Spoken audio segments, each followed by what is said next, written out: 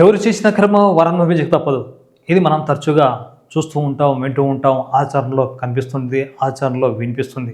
మరి అదేవిధంగా ఇప్పుడు ఎవరు చేసిన కర్మ వారికే చుట్టుకునే అవకాశం ఉందా అంటే అవునని అనిపిస్తుంది ప్రస్తుతం మన ఆంధ్రప్రదేశ్‌లోని రాజకీయాలు చూస్తుంటే. ఎందుకంటే మొన్నటి వరకు అధికారంలో ఉన్నటువంటి వైసీపీకి రాబోయే రోజుల్లో మరింత గడ్డు కాలం తప్పదా అంటే అవుననే సమాధానం వస్తుంది. ఎందుకంటే గతంలో టీడీపీ ప్రతిపక్షంగా ఉన్నప్పుడు అధికారంలో ఉన్న వైసీపీ రాష్ట్ర శాసన మండలిని రద్దు చేయాలని తీర్మానం చేసిన విషయాన్ని ప్రస్తుతం గుర్తు చేస్తున్నారు రాజకీయ విశ్లేషకులు. గతంలో 2020 జనవరి 27వ తేదీన ఈ యొక్క శాసన మండలిలో అప్పట్లో టీడీపీ సభ్యుల సంఖ్య ఎక్కువ ఉండేది. శాసనసభ ఆమోదించిన బిల్లును ఈ యొక్క ఎగువ సభ్యుని శాసన మండలిలో ఆమోదం పొందాలంటే టీడీపీ నేతలు అడ్డు తగలడంతో ఖచ్చితంగా ఈ శాసన మండలి వల్లనే తమ యొక్క ఇబ్బందులు, తమ యొక్క ఆమోదం పొందిన బిల్లులు ముందుకు వెళ్ళడనే ఉద్దేశంతో కక్షపూరితంగా శాసన మండలిని రద్దు చేయాలని ఆనాటి వైసీపీ ప్రభుత్వం జగన్ ఆధ్వర్యంలో సంచలన నిర్ణయం తీసుకుంటూ ఒక తీర్మానాన్ని చేసింది. ఆ తీర్మానాన్ని సైతం శాసన మండలిని రద్దు చేసే అధికారం పార్లమెంటుకు ఉంది కాబట్టి పార్లమెంటుకు పంపించింది. అయితే పార్లమెంటుకు వెళ్ళిన తర్వాత ఆ యొక్క తీర్మానాన్ని మాత్రం పార్లమెంట్లో ఆమోదం పొందలేదు కదా, కనీసం చర్చకు కూడా రాలేదు.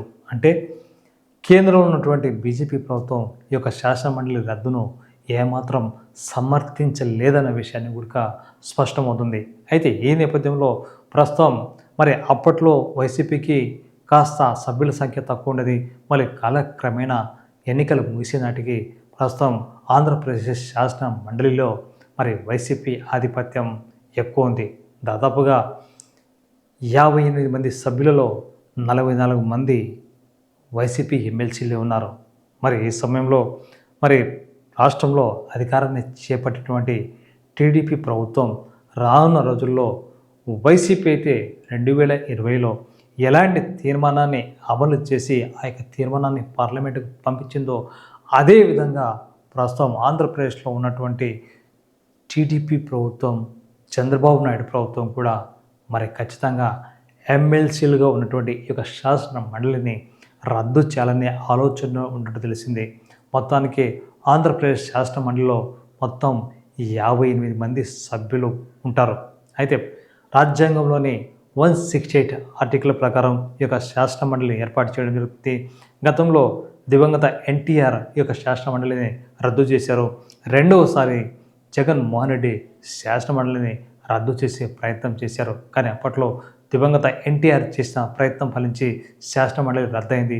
ప్రస్తుతం శాసన మండలి మాత్రం జగనన్న ఆధ్వర్యంలో ఈ యొక్క తీర్మానం ఆమోదం పొందలేదు. అంటే కేంద్రంలో ఆమోదం పొందలేదు, రాష్ట్ర అసెంబ్లీలో ఆమోదం పొందింది.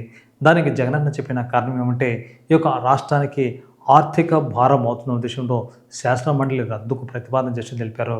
కానీ ఆ ప్రతిపాదన కేంద్రంలో ఉన్నటువంటి బీజేపీ ప్రభుత్వం ఎన్డీఏ కూటమి పట్టించుకోవట్లేదు.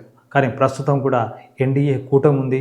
ఈ ఎన్డీఏ కూటమి రాష్ట్రంలో అభివృద్ధి జరగాలంటే ప్రస్తుతం శాసన మండలిలో దాదాపుగా 44 మంది సభ్యులైనటువంటి వైసీపీ అడుగడుగున అడ్డుపడే అవకాశం ఉంది. కాబట్టి శాసన మండలిని రద్దు చేసే ఆలోచన కూడా ప్రస్తుతం టీడీపీ ప్రభుత్వం చేయబోతున్నట్టు సమాచారం.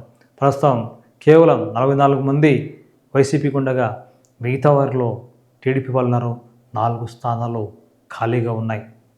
ఈ నేపథ్యంలో శాసన మండలి రద్దయితే వైసీపీ యొక్క పరిస్థితి ఏమిటా అన్నది ఇప్పుడు అందరి నోట చర్చానింశంగా మారింది. అంటే మనం అనుకున్నట్టుగానే చెరపకురా చెడదు అన్నట్టుగా శాసన మండలిని రద్దు చేసి చేతులు కాల్చుకునే ప్రయత్నం చేసినటువంటి జగన్మోహన్ రెడ్డి ఇప్పుడు తాను పెట్టినటువంటి అస్త్రాన్ని టీడీపీ వైసీపీపై ప్రయోగించబోతుంది.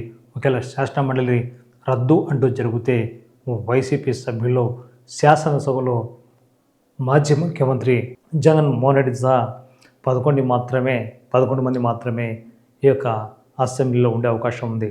శాసన మండలి రద్దవుతుందా లేదా అన్నది కొద్ది కాలం వేచి చూడాలి.